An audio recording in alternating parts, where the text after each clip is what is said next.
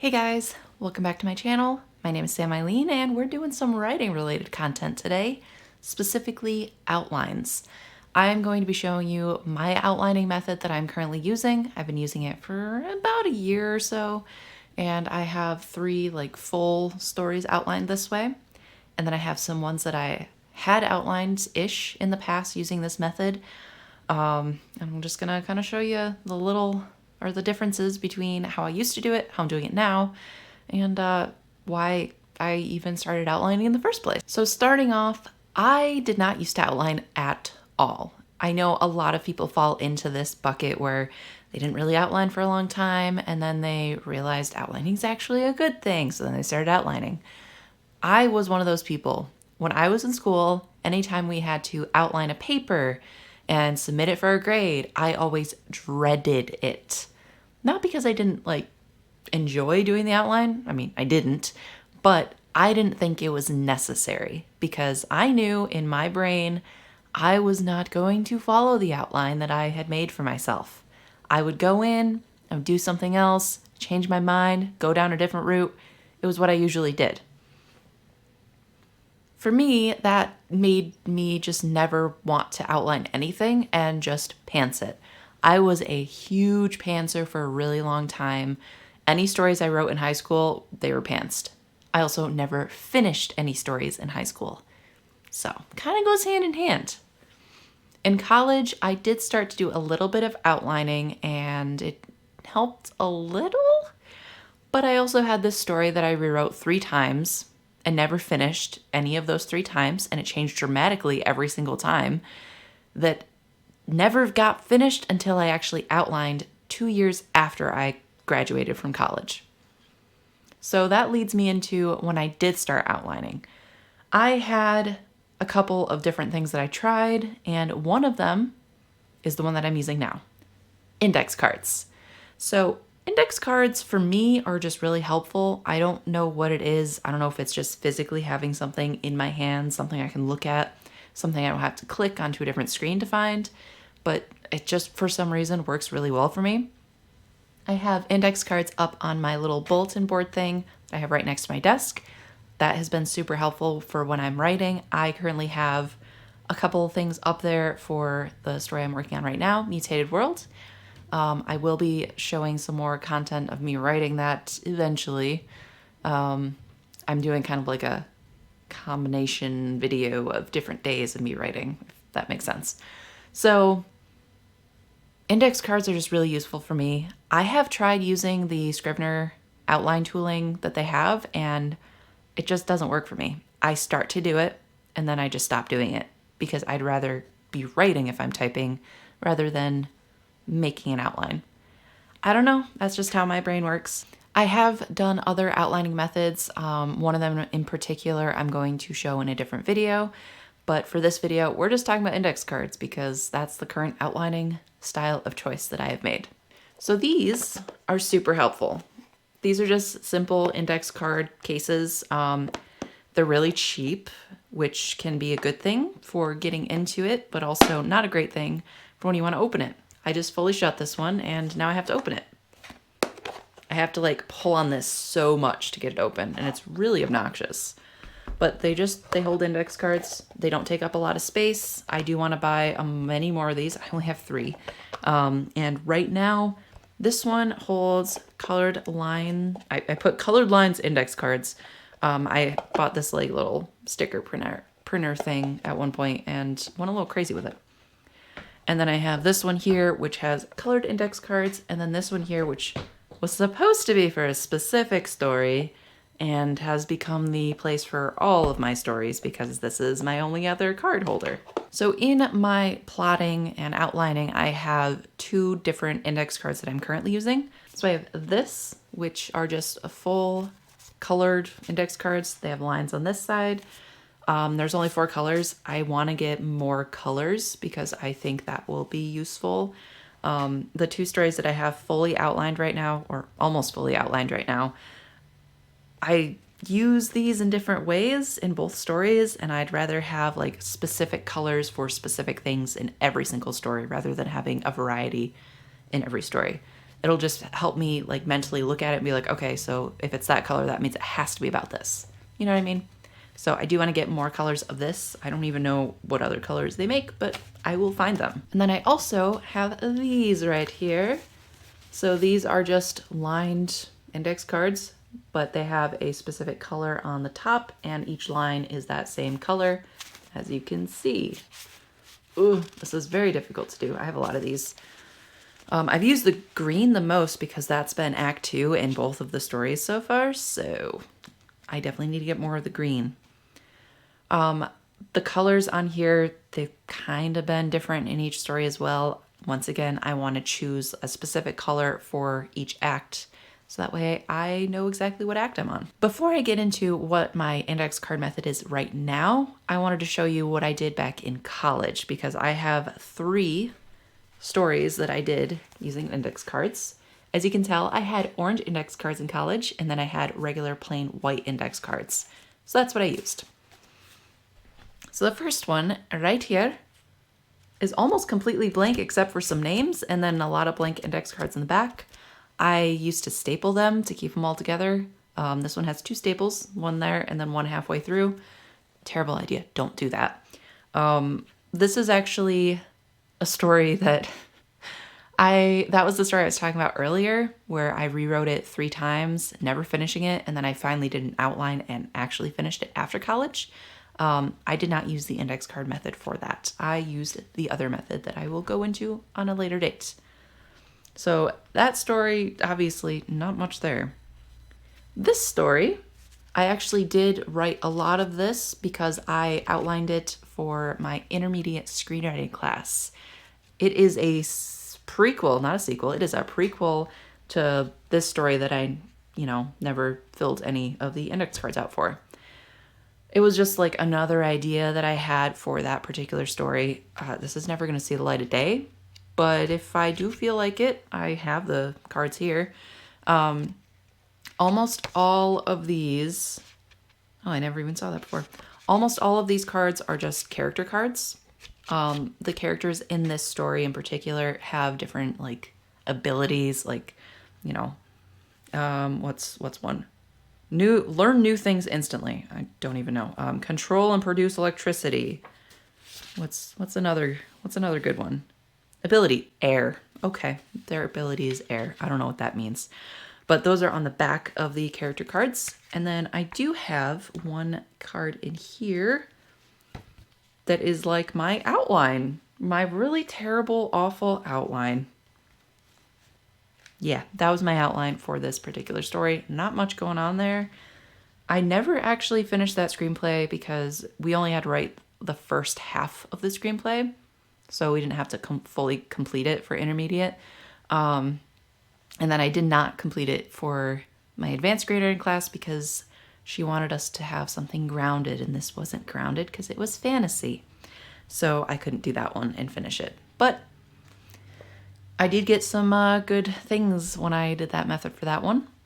And then this is one that I have a lot of index cards for, and you're probably thinking, wow, you have the whole outline all set. No. This is the whole outline of the story. And then all the rest are character cards. So this one I have actually completed this story. I just didn't necessarily use index cards to do the outline for it. I did it in another method, of course. This one I finished, I think it was 2019 NaNoWriMo. It was either 2019 or 2020. I can't remember which, but I completed the story that year. And there is a lot of characters in the story. And it's not because all of them talk all the time or anything like that. I had this whole like series planned for it, and the family names are important. And I needed to have names to go along with those family names. So that way, when they came up, I would have a name for them and then I could refer back. So I really liked how I did that for this. And I still have these because I'm still writing this series eventually. So this was really helpful just for the characters in this particular story. But nowadays, I actually outline the entire plots using index cards. Okay.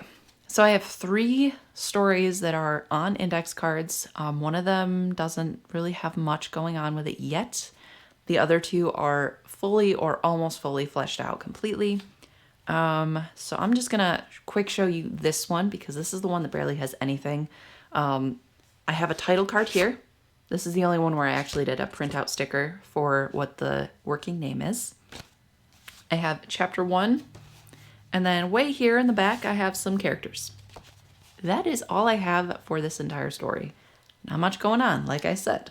However, I have these 2, which you probably know about if you watched my NaNoWriMo video. These were the 2 stories I was debating on, and then I flipped a coin and ended up being World of Magic for NaNoWriMo.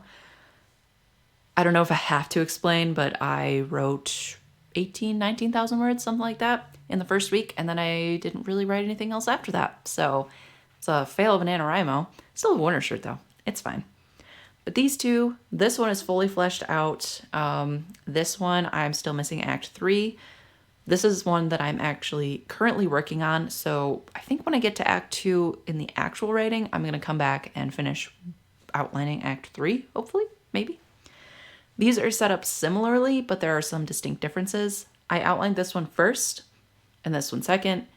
This one I like certain things about a little bit more, and it's made me realize why I need more solid full color index cards. I'm gonna show you a close-up of both of these, going through all of it, maybe give you some ideas of things you can do, what similarities are between them, things I liked and did not like about the outlines of these. Okay, so World of Magic is here, Mutated World is here.